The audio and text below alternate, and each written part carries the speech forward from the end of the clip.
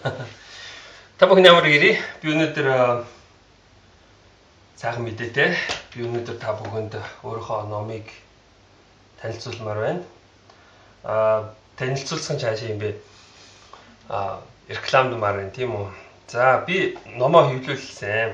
Тэгээд энэ бол миний ном ийм арталтай ийм шонхортой. Урталтай болохоор ийм хастай. Тэгээд хиймэрийн нууц төвчөө гэж. Жоголагийн ган хуйг. Намайг ган хуйг гэдэг. Тэгээ би энэ өөрийнх нь нэрэнд нэг тийм дуртай биш. Тэгтээ өөмөн өгсөн гээд би тэгж явдаг юм. Интернетэд болохоор хэдэн жил тэр форумаар борчон гэсэн нэртэй явсан. Дараа нь сүүлийн 10 жил хот зэтгэр гэсэн нэртэй энэ гоцоо YouTube бичлэг хийгээд тэгээ ингээд суудаг. Би их нийтэж хүн юм уу гэхээр бас үгүй юм шүү. Би хүмүүнтэй ингэж уулзсан учраа ингэж гарч явна гэдэггүй. Тэгсэн мөртлөө бас зүгээр суухгүй хүмүүст ингэж ийм тийм гээд ингэж чалчаад байх сонирхолтой. За тэгэхээр би өнөөдөр энэ номныхаа талаар тэрээр нэг ярихгүй зүгээр энэ одоо ном нь ямар учир утгатай юм бэ гэсэн талаар ярмаар байна. Хиймэрийн нууц товчоо. Тэгэхээр хиймэрийн тухай өгүүлэх нь байна. Тэгээд бас нууц гэж байна. Нууц гэдэг нь юу юм бэ гэхээр одоо бүх одоо ямар нэгэн бүхэл бүтэн зүйл байна гэвэл нэг хэсгийг ингээд байхгүй бол нэг хэсэг нь дарагдуулсан байна, нэг хэсэг нь одоо гэх юм нууц байна ч гэдэг юм. Тэгэхээр энэ нууц гэдэг үг маань зүгээр л бүрэн бус гэсэн үг л дээ. Тэгээд товчоо гэхээр бас одоо тийм товчхон гэсэн маягтай. 100 хуудастай ном. Тэгээд хиймэр гэж юу юм бэ? Хиймэрийг юу удирддаг юм бэ? Хиймэр нь одоо жишээ нь бурхан тэнгэртэй яаж холбогддог юм бэ гэсэн тухай тийм өгүүлэх юм.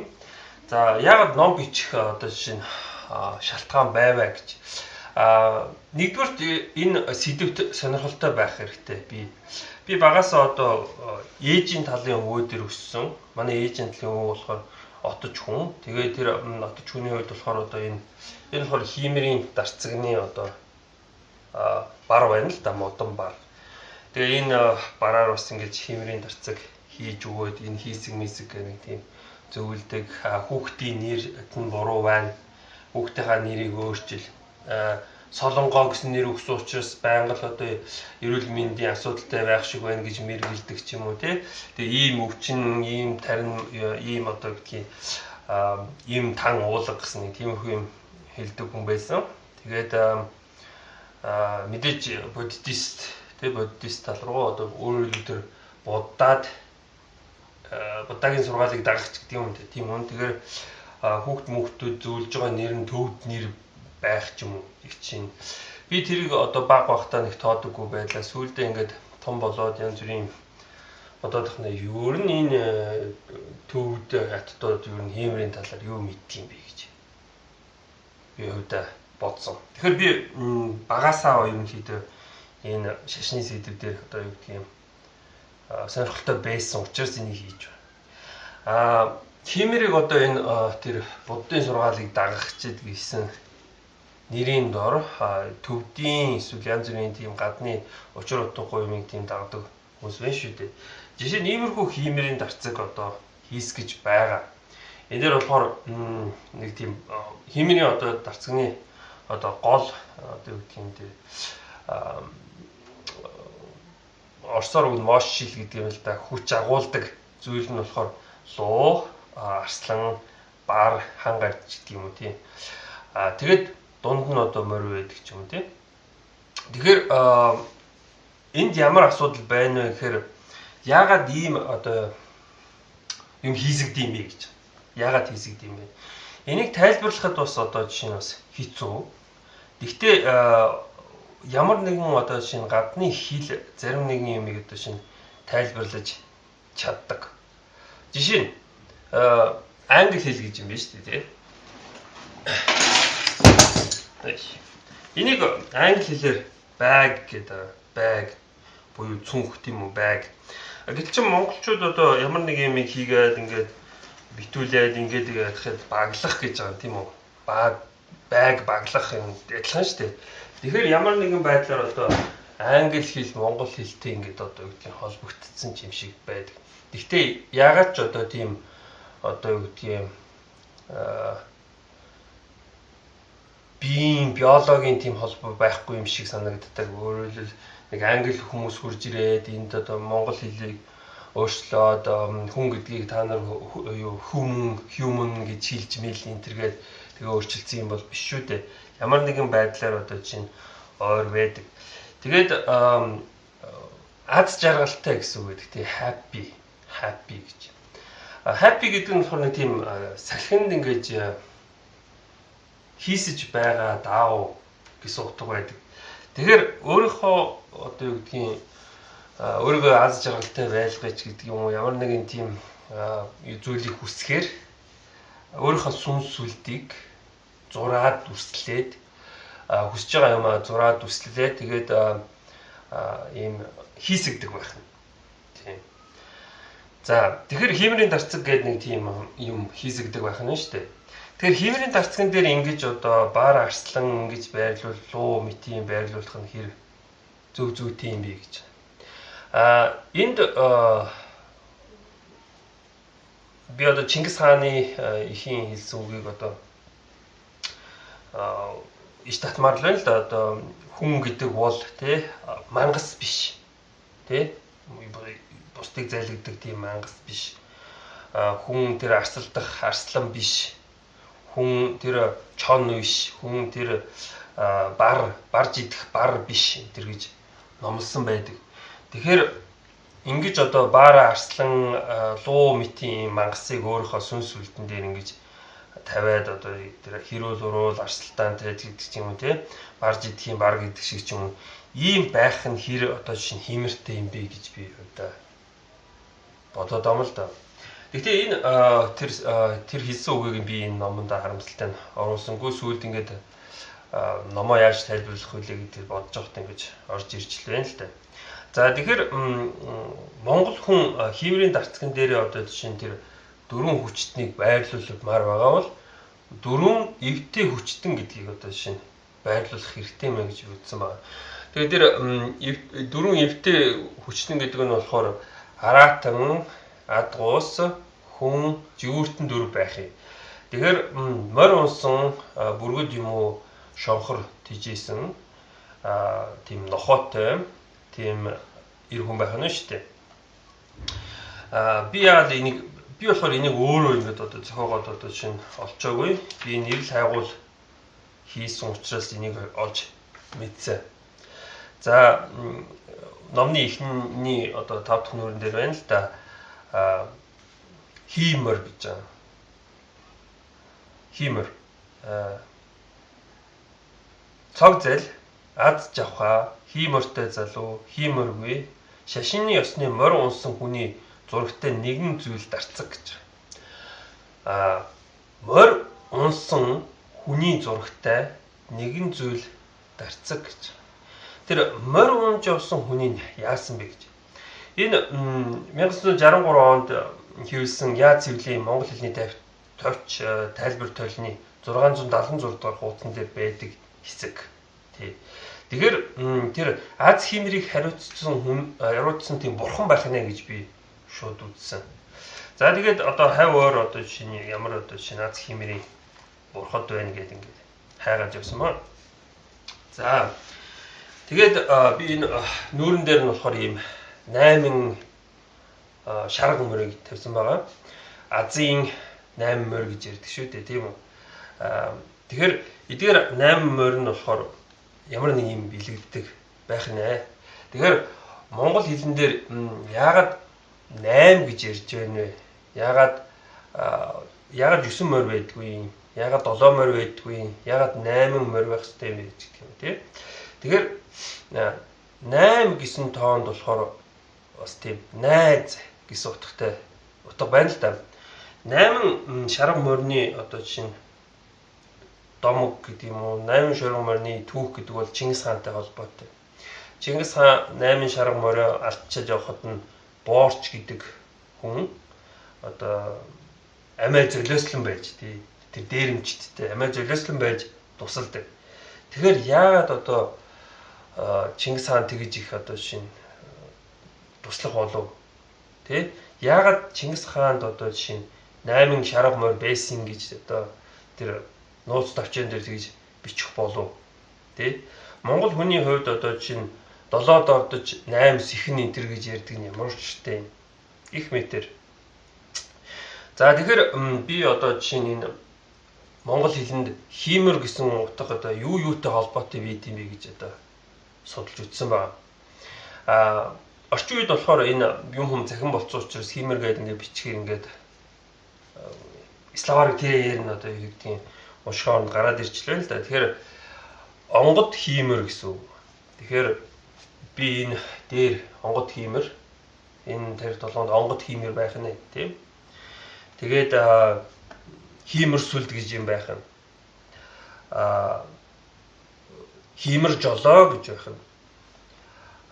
Хиймэр цог золбоо гэж байх нь. Тэгээд үлзий хиймэр хиймэр сүхэ гэсэн тийм ойлголтууд байх нь. Би энэ номоо одоо жишээ нь юу гэдгийг хурдан зарыг би их азтай хүн тэгээ хурдан зарыг гэх юм бол би хиймэр сүхэтэй байх хэрэгтэй. Өөрөөр хэлбэл маш олон одоо танилтай байх нь шүү дээ. Танил талтай байх нь. Тийм учраас хиймэр сүхэ гэсэн ойлголт нь болохоор ир юм гэж хуваагддаг. Тэгэхээр би одоо энэ хаан сүх, хатан сүхээр одоо хиймэр сүхэг одоо ингэж бэлэгдээд байгаа. За энэ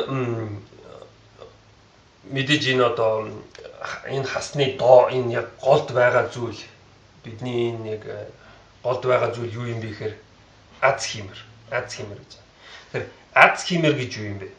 Тэр одоо буддистуудын тэр хиймэрийн дарцагтай төстэй өөрөөр хэлбэл та хүчтэй бол азтай гэж байна. Тийм учраас тэр аз хиймэр гэдэг энэ голын хэсэгтэр нь болохоор дөрвөн хүчтнийг би байрлуулсан байгаа. Тэгээд энэ дөрвөн хүчтний одоо гол эзэн сүнс одоо энэ хиймэрийн морийг ингэж удирдаад байгаа аз хиймэрийг удирдаад байгаа тэр бурхан юу юм бэ гэвэл мэдээж Азийн тэнгэр.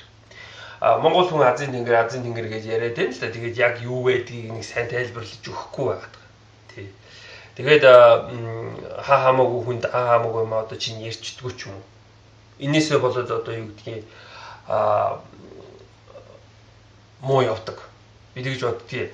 Одоо нэг яриад штэ дуугүй явал үлзийтэй гэж. Дуугүй явал үлзийтэй гэж. Миний бодлоор дуугүй явал үлзийтэй биш ээ. Яг тэгвэл үлзий гэсэн утга учраа одоо чинь юу гэдгийг сайн ойлгохгүй. Тийм учраас би энэ номон дотор үлзий юу нь ямар ч юм бэ. Тэгээ хүнд яагаад үзэл бодол байдаг бол дуугүй явахгүй юм бэ тийм. Яагаад үзэл бодол бол үлзий юм бэ гэдгийг одоо энд бас тайлбарлаж одоо жишээ нь юу гэдгийг гарахыг оролцсон байна. За тий. Тэгэхээр тэр Азийн тэнгэр гэж одоо хий юм бэ гэж. Азийн сохор тэнгэр одын хаан гэж. Азтай гэдэг нь бас одтой гэж байна. Тэгэхээр тийм одын хаан гэдэг одоо ийм өрөөсөн нүдтэй тийм бурхан байх нь шүү дээ. Энэ болохоор Германы Один бурхантай их адилхан. Нэр нь ч адилхан байгаа. Тэгээд тэр Один бурхан нь 8 хөлтөө морьтой гэж байна. Манай одын тэнгэр болохоор 8 шарга морьтой. Өөрөөр хэлбэл Чингис хааныг бол бараг л одын хааны хуйлгаан гэж хэлж болохоор байгаа юм. За бурхан ямар ч таа вэхээр ирээдүй гэдэг нэг юм байдаг. Ирээдүй одоо харагдахгүй одоо тодорхойгүй учраас нэг нүдний сохор өнгөрснөг бол та бол ингээд бас нэг ялгаад байдаг. Тэгэхээр Азийн тэнгэр гэдэг нэг тийм сохор тийм одын хаан гэдэг бурхан байх нь шүү дээ. За би энэ номонд анх удаа ингэж тэгж тайлбарлаж явсан байна. Би одоо хааныг болохоор өөрөө ингэ зохиогоод олцоогүй. Би энэ монгол хэлтэй их ойрхон ямар хэл вэ гэхээр якут хэл байна. Итгэлийг бас итгэл гэдэг, бишрлийг бас бишрэл гэдэг, бас итгэлийг эрэл гэдэг тэд нэр. Гэр хүмүүст бүтээхийг одоо заа зүйлсэн бурхан. Хүний хувь тавиланг одоо удирддаг бурхан. Хүний хувь зээний бурхан гэдэг утгаараа хүний бүтээсэн учраас одоо патент эзэмшдэг гэдэг шиг тэр хүмүүсийн хувь зээг хариуцдаг тийм бурхан бол Одун хаан гэж якут хэлэнд байдаг юм байна. Тэгэхээр Одун, Один гэхээр яг л нэг бурхан байгаамаа. За тэгэхээр одоо Азийн тэнгэр гэж хин юм бэ хэрэг тийм сайхан тодорхой боллоо. Тэгээ та бүхнийг би бараг л одоо шинэ өргөлдөө дуудаж байна. За энэ нэг олон хувь хөвлээгүй л дээ. Тэгээд соён принтинг хэвлсэн. Соён принтинг болохоор нэг тийм төгс биш, яг гоо нэг тийм дундаж хэвлдэг юм байлээ. Зарим газар жоохон будаг мудаг ялчихсан ч юм уу эсвэл өсөг мөсөг давхардсан асуудал гарсан. Гэхдээ хаана амьдарч байгаа лээ тий? Монголчууд дээ. Тэгээ Монголд нэг тийм юм хүнд төгс байдаггүй шүү дээ. Номны үед болохоор үг үсгийн алдаа би хувьдаа гаргаагүй гэж үзэж байгаа. Яагаад гэвэл доктор, том доктор гэдэг өөрийнхөө тийм багшаар хянуулсан байгаа. Тэгээ миний зарим нэгэн галзуу солиотой юмыг чиний энэ галзуу солиотой байна. Чи над гахаас гэхээр би ингээд хассан байгаа. Тэгээ хүн ингээд хийсэн юм ингээд хасах айгүй хэцүү юм байлаа шүү дээ тий. За би нэгэнт одоо ингээд ярьсан учраас одоо юу гэдгийг энэ ядаж нэг гарчгийн дотор юу байна гэдгийг та бүхэнд хэлээд өгчий. Нэгдүгээр бүлэг гэж.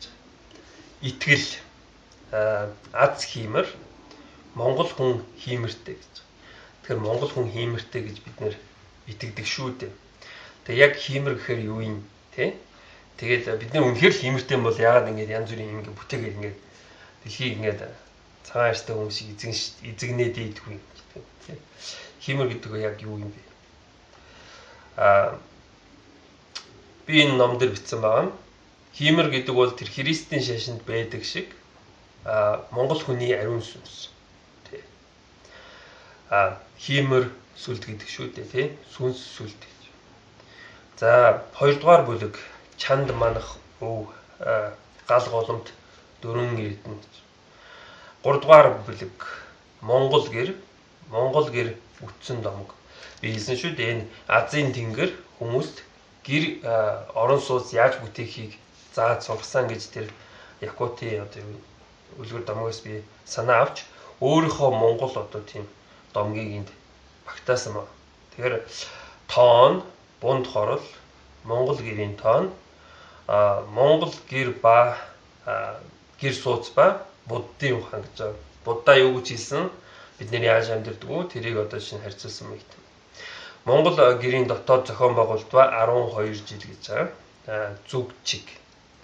За дөрөвдүгээр бүлэг номлол буюу хиймэр жолоо гэж. Ямар нэгэн номлолтой, ямар нэгэн юмд итгэлтэй, бишрэлтэй хүн хиймэр жолоотой. Тэгээд тэрийг ингээд агаад ингээд явдаг. Энэ номыг бичих жоохон миний хувьд бол хүндрэлтэй байсан л да. Яагаад гэвэл ямар нэг шашны юм байдаг шүү дээ. Ямар нэг юмад золиослоод тэгээд ирээдүйд том ашиг хардаг ч гэдэг юм уу тий. Эхнэрийн зүгээс болохоор чи наад тэнийг интернетийн бичлэгүүдэд болооч. Ямар хүүхэд гаргаж өгөхгүй шүү гэж.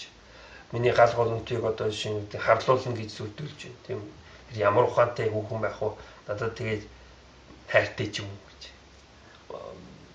Би хайртайг ингэж хажуудаа байлгаад байдаг хүн байхгүй юу? За ээж аавын зүгээс болохоор чи одоо юу гэдгийг галзуу солиотой юм шиг аашилж байна. Би юутэй ирсэн бэ гэж байгаа байхгүй. Би өөр энэ хорвоод нэг тийм маш хэмжээний итгэл найдвартай л ирсэн баг. Тэгээ маш их ховдөг ирсэн тийм үү. Тэгэхээр миний ам руу ингээл юм хийдэг, би тэрийг идэж идэг. Тэгээд миний ам руу хор хийж гин үү, хоол хийж гин тэр хамаагүй. Би бүгдийг л ингээл аваад иддэг. Би тэр надад намайг тижээж байгаа хоолж байгаа тэр эцэг их ээж гэдэгт л одоо их тийм итгэл, найдаал тэгэл одоо хүн болгоцсон. Тэгэхээр намайг ингэж одоо хүн болгосонд нь би их баяртай байдаг юм. Тэгэхээр би гэхдээ бас тэднээс өөр сүнсүлтэй, өөр одоо онгод хиймэртэй хүн гэдгийг бас одоо ойлгоод идэх юм. Миний аав болохоор нэг тэр нөгөө кунфу панда дээр гардаг шиг нэг юм байнга шүл заардаг нэг галуу байдаг шүү дээ. Тэрнтэй адилхан нэг тийм байнга бизнес мөнгө яриад байдаг. Гэтэл хүүгийнхэн зүрх сэтгэл болохоор ингээд нэг тийм хэл шинжилэл гээл ингээл тэгэл байдаг. Тэгээд чи наад хэл шинжилэлээр явах юм чи хоол олж идэж чадах юм уу? Тэгэл доромжлол давхаалал байдаг тий. Тэгэл ээж хэлэл чи хүүч нэг ямар нэг арх тамхины мөнгө гуйж байгаа шүү дээ чи өгчөөд энэ төр гэл. Тэгэл за маа ингээл ав номоо хэвлүүл тэгээд чи номоо хэвлүүлсний дараа юу гэх юм ингээ ойлгоноод байлгүй ажилдаа анхаарна шүү гэдэг юм тий. Нэг тиймэрхүү яг тэр нэг кунфу пандагийн аав шиг хоёулын нийлээ юм зарах юм уу гэх нэг тиймэрхүү л байдаг. За тийм.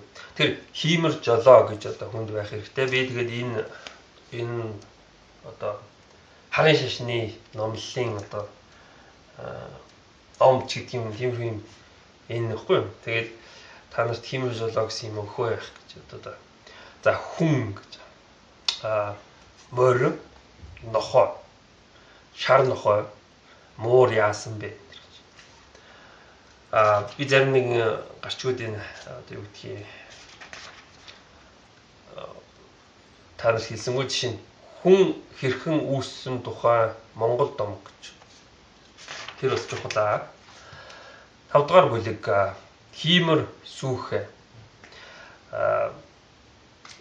Хиймэр сүүхэтэй хүн гэж байдаг л да одоо би энэ номоо зарыг гэвэл нилээд хиймэр сүүхэтэй байх нь. Тэ олон хүн таньдаг одоо чинь намайг тэр Facebook, Instagram шүү гэдгийг Twitter энтер дээр одоо 50 60 мянган хүн дагдаг магдаг гэвэл миний энэ хамгийн цөөн хүн тоогоор 300% хувилэгдсэн ном бол ингээл зарагчих байх. Тийм үү. Гэтэл тэр хиймэр сүүхэ хүний аз тийм одоо хиймэр тэгж их нөлөөлдөг байгаа юм. Тэгэхээр хиймэр сүүхэ гэсэн ойлголт байх ёстой.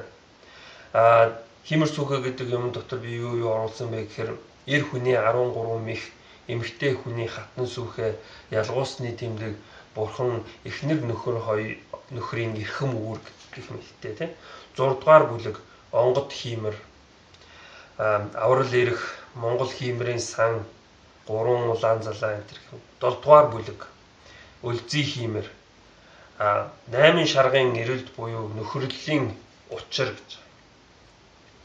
Өлгий баян өлмий бат өлзий хотог оршиг гэж. Өлгий өлмий өлзийг сун үгнүүд монгол хэлэнд байдаг тийм үү. Ханган өлзий буюу чон. Өлзий бол зангидсан үзэл гэж. Тий. Өлзийтэй хүн байна гэдэг чинь одоо ямар нэгэн үзэл бодолтой хүн байна гэсэн утга бас агуулдаг юм. За сүүлийн бүлэг буюу 8 дугаар бүлэг хиймэр сүлд гэж. Хүн ингээд сүлдгээд ингээд бодохоор нэг тийм юм үс байх нь шүү дээ. Гэхдээ бас нэг тийм жад байх нь. Тэгэхээр жада хар цагаан туг шонхор ба бүргэд соёмб тэмдэг хурмаст гэж. Тэгээд төгсгөлийн хэсэг хураангуй санамж. За нэг иймэрхүү ном тий. Тэгэхээр та бүхэн одоо энэ номыг одоо хаана судалж авах вэ гэхээр би тэр нэлээд хиймэр сүүхэтэй дүүнертэй өгчихсөн байгаа. Миний дүүнер одоо чинь хүүхдүүлээ хүний элэг доог болчооргүй тийм ном бол одоо ахын номыг бол зараад өгнө гэсэн л дээ. Тэгэхээр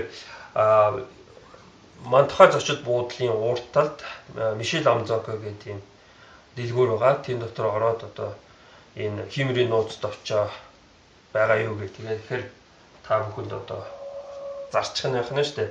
Би номоо 15,000 төгрөгөөр үнэлж байгаа. Би хоёр газараас нэг газараас асууж баг 10,000-аар хэвлэнэ гэсэн. Нөгөө газар нь болохоор 7,000-аар хэвлэнэ гэдэг. Тэгээ нөгөө 3,000 төгрөгийн зөрүүн дээр бас хямдхан хэвлүүлээд байгаа байхгүй юу. Тэгтээ хямдхан хэвлүүлэхээр бас нэг жоохон төгс бус байна гэж бодсон. Тэгтээ одоо аз гэж цохор юм. Ийм л байх ёстой юм байлгүй дээ тий. Тэнгэр намайг харж үзээд ийм л юмд хүрсэн байна да гэж одоо үзлээ. За анхаарал тавьсанд баярлалаа. Тэгээд миний номыг худалдаж аваарай гэж